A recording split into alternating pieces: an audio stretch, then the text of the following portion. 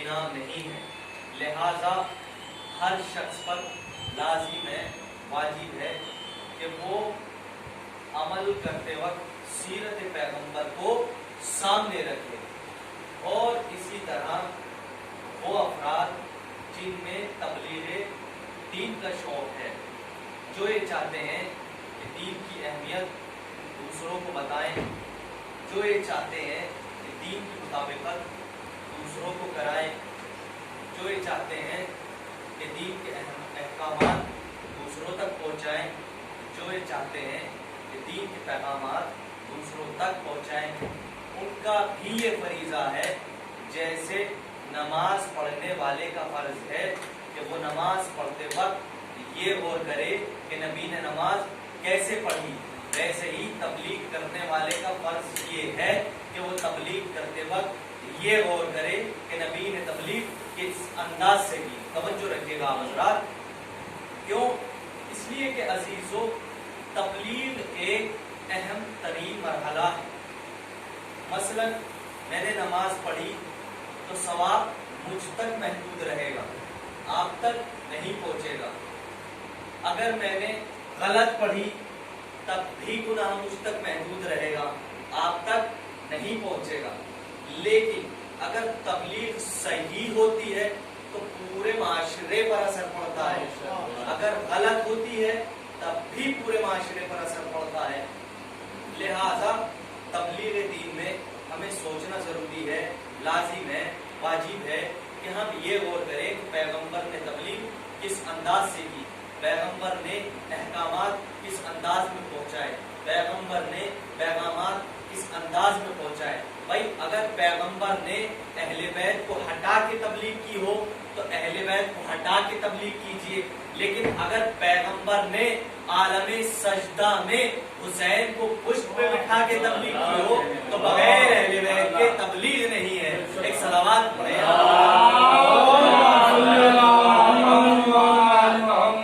بہت ہی مختصر گفتگو، آپ حضرات توجہ کریں، بغیر اہل بیت کے تبلیغ نہیں ہے۔ اب پیغمبر کی پہلی تبلیغ، پیغمبر کا پہلا حکم، پیغمبر کا پہلا پیغام، تاریخ آپ کے ذہنوں میں ہے، غور کریے گا، جسے کہتے ہیں ہم دعوت زولہ شیرہ۔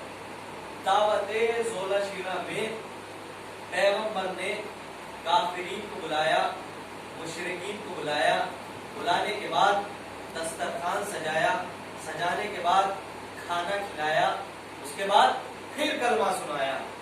یعنی پیغمبر نے طریقہ تبلیغ یہ اپنایا کہ تبلیغ دعوت کے ذریعے ہوتی ہے، عداوت کے ذریعے نہیں ہوتی ہے۔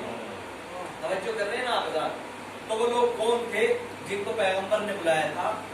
وہ مکہ کے رہنے والے تھے، کافر تھے، مشرکین تھے، وہ اللہ کو ماننے والے نہیں تھے، وہ اللہ کا سجدہ کرنے والے نہیں تھے، وہ اللہ کا کلمہ ماننے والے نہیں تھے۔ وہ لوگ کون تھے؟ کافر تھے، مشرک تھے۔ ان کو پیغمبر نے بلایا، بلانے کے بعد دسترخوان سجایا، سجانے کے بعد کھانا کھلایا، پھر کلمہ سنایا۔ یعنی پیغمبر نے ایک طریقہ تبلیغ یہ بھی اپنایا کہ تبلیغ کافر کو بلا کے ہوتی ہے، بھگا کے نہیں ہوتی ہے۔ توجہ کر رہے ہیں آپ حضرات؟ بلا کے ہوتی ہے، بھگا کے نہیں ہوتی ہے۔ اب اس کائنات میں ایک طبقہ ایسا ہے، ایک مذہب ایسا ہے کہ وہ سوائے اپنے اسلام کے، سوائے اپنے کلمے کے، سوائے اپنے مذہب کے، وہ ہمارے اسلام کو اسلام نہیں سمجھتا، وہ ہمارے کلمے کو کلمہ نہیں سمجھتا، وہ ہمارے مذہب کو مذہب نہیں سمجھتا۔ توجہ رکھیے گا حضرات، وہ ہمارے مذہب کو مذہب نہیں سمجھتا۔ اور وقتاً فوقتاً آوازیں اٹھتی ہیں کہ شیعہ حضرات کافر ہوتے ہیں، مسلمان نہیں ہوتے۔ توجہ کر رہے ہیں نا آپ حضرات؟ شیعہ حضرات کافر ہوتے ہیں، مسلمان نہیں ہوتے ہیں۔ میں اپنی گفتگو ٹائم پر ختم کروں گا، چاہے آپ لوگ کتنی دیر سے آئیں، کتنی جلدی آئیں۔ شیعہ حضرات کافر ہوتے ہیں، مسلمان نہیں ہوتے ہیں۔ تو وہ افراد جو ہم کو کافر کہتے ہیں، شیعہ نہیں مانتے، مسلمان نہیں مانتے، ان کو یہ چاہیے کہ وہ سیرت پیغمبر کو سامنے رکھیں. پیغمبر نے کافروں کو بھگا کے تبلیغ نہیں کی ہے، بلا کے تبلیغ کی ہے. غور کر رہے ہیں آپ حضرات؟ بھائی ہم کو بھگایا کیوں جا رہا ہے؟ ہم کو بلایا جائے، دسترخوان سجایا جائے، کچھ کھلایا پلایا جائے، اس کے بعد ہمیں ہمارے کفر کی وجہ بتائی جائے. بھائی ہم مسلمان نہیں ہیں، ہم شیعہ نہیں ہیں، ہم کافر ہیں، تو کم سے کم ہمیں ہمارے کفر کی وجہ بتائیے. ہم تو کافر ہیں، ہم مسلمان نہیں، ہم شیعہ نہیں. تو عزیزو، اگر پیغمبر نے اپنے گھر میں دسترخوان سجایا ہوتا، اگر پیغمبر نے اپنے گھر میں کھانا کھلایا ہوتا تو شاید یہ نہیں کہتے. مگر تاریخ یہ کہتی ہے کہ دسترخوان ابو طالب کا، دعوت اسلام کی، دسترخوان ابو طالب کا، دعوت اسلام کی، آنگن ابو طالب کا، دعوت اسلام کی، برتن ابو طالب کا، دعوت اسلام کی، اہتمام ابو طالب کا، دعوت اسلام کی، انتظام ابو طالب کا. اب یہ کیا کیا گیا؟ یہ جا کر ان سے پوچھئے کہ نمک کافر کا کھلایا گیا، کلمہ خدا کا پڑھایا گیا. ایک صلوات پڑھیں آپ حضرات.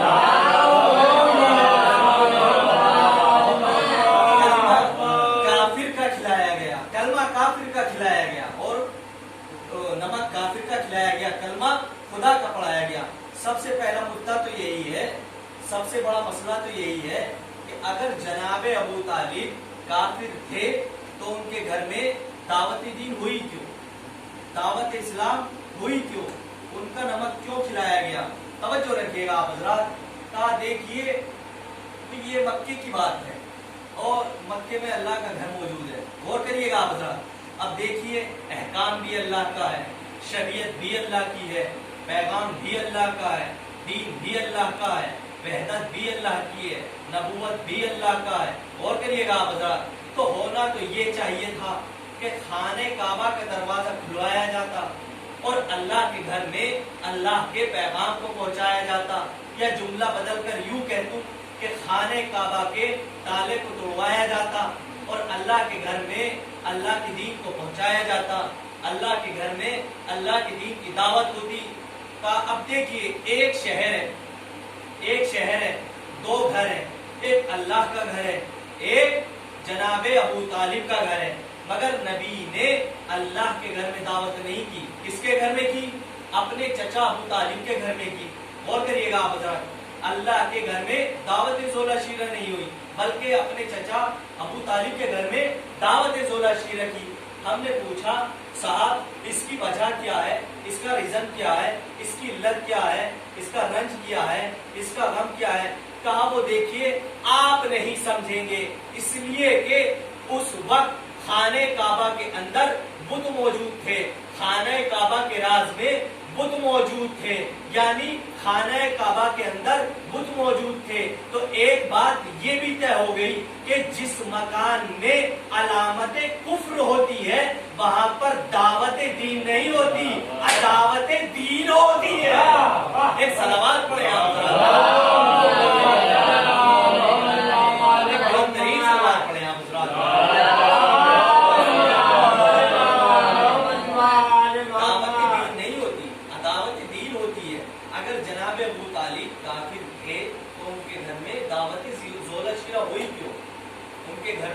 دعوت اسلام ہوئی کیوں، دعوت دین ہوئی کیوں؟ غور کرنے والی بات ہے. قرآن کا آئینہ موجود ہے اور قرآن کے آئینے میں ایک اور نبی کا تذکرہ ہو رہا ہے اور اس قرآن کے آئینے میں اس نبی کے چچا کا بھی نام بتایا جا رہا ہے. بھائی تاریخ آپ کے ذہنوں میں، توجہ رکھیے گا آپ حضرات. اب تک میں نے جن کا ذکر کیا تھا وہ تھے حبیب خدا یعنی رسول خدا، اور اب میں جن کا تذکرہ کرنے جا رہا ہوں وہ ہیں خلیل خدا یعنی جناب ابراہیم. اور جناب ابراہیم کے چچا کا تذکرہ بھی قرآن میں ہو رہا ہے. جناب ابراہیم کے چچا کون ہے؟ آزر. کیا نام ہے؟ آزر. آزر کون ہے؟ آزر بت پرست ہے، آزر بت تراش ہے، آزر بتوں کو پوجا کرنے والا ہے، آزر بتوں کو بنانے والا ہے. جناب ابراہیم کا کون ہے؟ چچا ہے. اب جناب ابراہیم اپنے چچا آزر کے گھر میں رہتے ہیں. اس کا مطلب یہ ہے کہ آزر کے گھر میں دعوت دین نہیں ہوئی، دعوت دین ہوئی. بھائی غور کریے گا آپ حضرات، تھوڑا سا متوجہ رہیں. आजर के घर में दावत दीन नहीं हुई, अदावत दीन हुई। कौन है आजर? बुत तराश, बुतों की पूजा करने वाला, बुतों को मानने वाला, बुतों को बनाने वाला। और जनाब इब्राहिम से कहता है कि जाओ इन बुतों को ले जाओ और ले जाकर बेच दो। अब देखिए बहुत गौर करने वाली बात है। जनाब इब्राहिम यानी खलील खुदा, इनके भी तबलीग का एक अजीब गरीब अंदाज है। जनाब इब्राहिम ने बुतों के गले में रस्सियां बांधी और खींचते हुए बाजार में ले आए कि कोई इन खुदाओं को खरीद लो, कोई इन खुदाओं को खरीद लो, कोई इन खुदाओं को खरीद लो। बुराई करो तो ये रोकते नहीं, गुनाह करो तो ये टोकते नहीं, गिर जाओ तो ये उठाते नहीं, मर जाओ तो ये जलाते नहीं। भाई गौर कर रहे हैं ना आप हजरात? मर जाओ तो ये जलाते नहीं, बुलाओ तो ये आते नहीं। जनाब इब्राहिम उन्हीं के मजमे में खड़े होकर उन्हीं के खुदाओं की बुराई कर रहे हैं। मैं कहूंगा या नबी अल्लाह, उन्हीं के मजमे में खड़े होकर आप उन्हीं के खुदाओं को बुरा कह रहे हैं।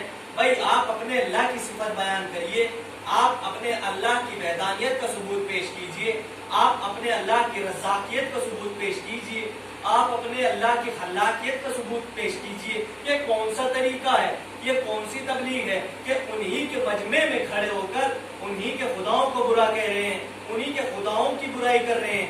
ये कोई तन्हाई की बात नहीं है, ये सन्नाटे की बात नहीं है, ये हुजरे की बात नहीं है, ये कमरे की बात नहीं है, बल्कि ये खुले मैदान की बात है, ये बुत तराशों के हुजूम की बात है, ये बुत परस्तों के हुजूम की बात है, ये काफिरों के हुजूम की बात है कि उन्हीं के मजमे में खड़े होकर उन्हीं के खुदाओं को बुरा कह रहे हैं। मैं कहूंगा या नबी अल्लाह, ये कौन सा तबलीग है, ये कौन सी तबलीग है, ये कौन सी तबलीग का तरीका है कि उन्हीं के मजमे में खड़े होकर उन्हीं के खुदाओं को बुरा कह रहे हैं। तो नबी समझाएंगे कि हमेशा तबलीग मदहा के जरिए नहीं होती है, कभी कभी बातिल की कधा के जरिए होती है।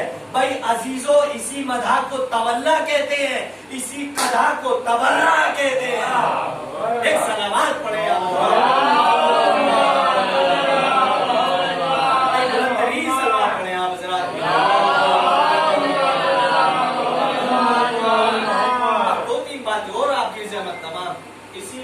को तवल्ला कहते हैं, इसी कदा को तबर्रा कहते हैं। अब देखिए इस कुरान में जनाबे इब्राहिम का भी जिक्र है और जनाबे इब्राहिम के चचा आजर का भी जिक्र है। आजर कौन है? काफिर है। यानी कुरान ने आजर का नाम भी लिया और ऐलाने कुफ्र भी किया। हबीबे खुदा से लेकर अबू लहब तक, गौर करिएगा, हबीबे खुदा से लेकर अबू लहब तक, खलीले खुदा से लेकर आजर तक कुरान ने नाम भी लिया, ऐलान कुफ्र भी किया। जनाब इब्राहिम का कौन चचा है? आजर। कौन है आजर? काफिर है। कुरान ने नाम भी लिया, ऐलान कुफ्र भी किया। हबीब खुदा का चचा कौन है? अबू लहब। कुरान ने नाम भी लिया, ऐलान कुफ्र भी किया। आजर भी काफिर, अबू लहब भी काफिर। कुरान ने नाम भी लिया, ऐलान कुफ्र भी किया। इसका मतलब कानून ये बना कि कुरान ये बताता है कि अगर किसी नबी का चचा काफिर हो तो कुरान छुपाता नहीं है, नाम लेकर बताता है। एक सवाल पढ़े आप। कुरान छुपाता नहीं है, नाम लेकर बताता है। अब देखिए अजीजों, यही जनाब इब्राहिम खाने काबा के पास आए और आने के बाद दुआ कर रहे हैं। क्या दुआ कर रहे हैं? रब्बना वजालना मुस्लिमीना लका व मिन ज़ुर्रियतिना उम्मतन मुस्लिमतन लका। बस आखिरी बात आपकी रहमत तमाम, इसलिए कि वक्त पता नहीं लगता है। रब्बना वजालना मुस्लिमीना लका व मिन ज़ुर्रियतिना उम्मतन मुस्लिमतन लका। मतलब क्या हुआ? मतलब ये हुआ कि पालने वाले तू हमें अपना मुस्लिम करार दे। भाई आप नहीं करो, मुतवज्जे रहे। पालने वाले तू हमें अपना मुस्लिम करार दे और हमारी ज़ुर्रियत में, हमारी नस्ल में, हमारी आल में, हमारी औलाद में एक उम्मत पैदा हो जो मुस्लिम पैदा हो। ये किसकी दुआ है? ये जनाब इब्राहिम की दुआ है। कहाँ दुआ है? कि खाने काबा के पास दुआ है। क्या दुआ है? पालने वाले तू हमें अपना मुस्लिम करार दे और हमारी आल में, हमारी नस्ल में, हमारी औलाद में एक उम्मत पैदा हो जो मुस्लिम पैदा हो। پیدا ہو کہ مسلم نہ ہو بلکہ مسلم ہی پیدا ہو. غور کریے گا حضرات. تو یہ کس کی دعا ہے؟ یہ دعا ہے جناب ابراہیم کی. خانہ کعبہ کا چکر کاٹنے والے کی دعا نہیں ہے بلکہ خانہ کعبہ بنانے والے کی دعا ہے. تو جب دعاؤں کا قانون یہ ہے کہ جب خانہ کعبہ کا چکر کاٹنے والے کی دعا رد نہیں ہوتی تو خانہ کعبہ بنانے والے کی دعا. غور کریے گا حضرات. جب خانہ کعبہ کا چکر کاٹنے والے کی دعا رد نہیں ہوتی تو خانہ کعبہ بنانے والے کی دعا کہاں سے رد ہو سکتی ہے؟ تو کیا کہا ابراہیم نے؟ ربنا وجعلنا مسلمین لک ومن ذریتنا امۃ مسلمۃ لک. پالنے والے تو ہمیں اپنا مسلم قرار دے. ایک لفظ پر توجہ. ومن ذریتنا اور ہماری ذریت میں ہماری آل میں ہماری نسل میں ہماری اولاد میں امت پیدا ہو جو مسلم پیدا ہو. تو یہ دعا کس وقت قبول ہوئی؟ یہ دعا اس وقت قبول ہوئی کہ جس وقت والد کل ایمان جناب عمران حضرت ابو طالب علیہ السلام پیغمبر اسلام کا نکاح پڑھنے کے لیے مسند نکاح پر بیٹھے تو جناب ابو طالب کی زبان سے ایک جملہ نکلا. کیا جملہ نکلا؟ الحمدللہ الذی وجعلنا من نفس ابراہیم. اور کریے گا حضرات. پالنے والے تیرا شکر ہے تو نے مجھے نفس ابراہیم بنایا, تو نے مجھے اولاد ابراہیم بنایا. یہ نہیں کہا کہ تو نے مجھے ساقی کوثر کا باپ بنایا, یہ نہیں کہا کہ تو نے مجھے مرد میدان کا باپ بنایا, یہ نہیں کہا کہ تو نے مجھے فاتح خیبر کا باپ بنایا, بلکہ کیا کہا؟ پالنے والے تیرا شکر ہے تو نے مجھے نفس ابراہیم بنایا. ادھر ابراہیم کی دعا ہے, ادھر ابراہیم کہہ رہے ہیں ربنا وجعلنا مسلمین لک ومن ذریتنا امۃ مسلمۃ لک. پالنے والے تو ہمیں اپنا مسلم قرار دے, ہماری آل میں ہماری نسل میں ہماری اولاد میں ایک امت پیدا ہو جو مسلم پیدا ہو. ادھر ابو طالب کہہ رہے ہیں پالنے والے تیرا شکر ہے تو نے مجھے نفس ابراہیم بنایا, تو نے مجھے اولاد ابراہیم بنایا. ادھر ابراہیم کی دعا, ادھر ابو طالب کی دعا. ادھر ابو طالب کہہ رہے ہیں, ادھر ابراہیم کہہ رہے ہیں کہ وہ کوئی اور نہیں. ادھر ابو طالب کہہ رہے ہیں کہ وہ اولاد ابراہیم کوئی اور نہیں. اب یہ دنیا والے خود فیصلہ کر لیں کہ یہ نکاح پڑھایا گیا یا کلمہ پڑھایا گیا. ایک صلوات پڑھیں آپ حضرات.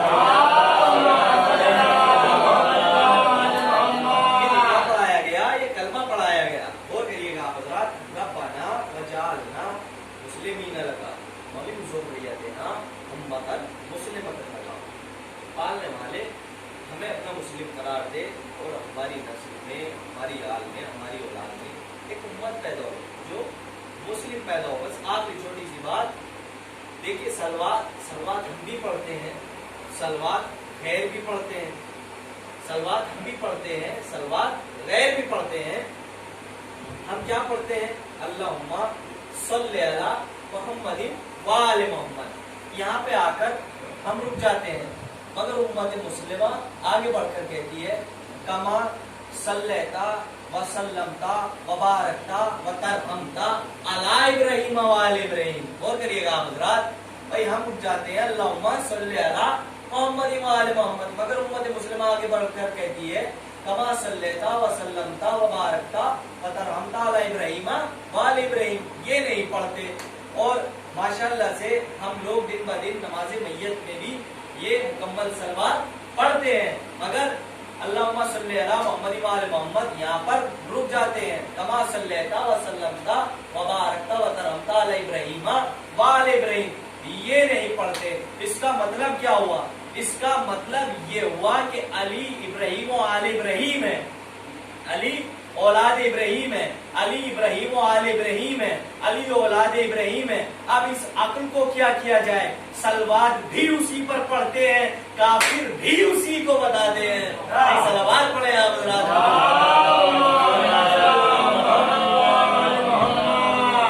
تو لقد کان لکم فیہم رسول اللہ اسوۃ حسنہ.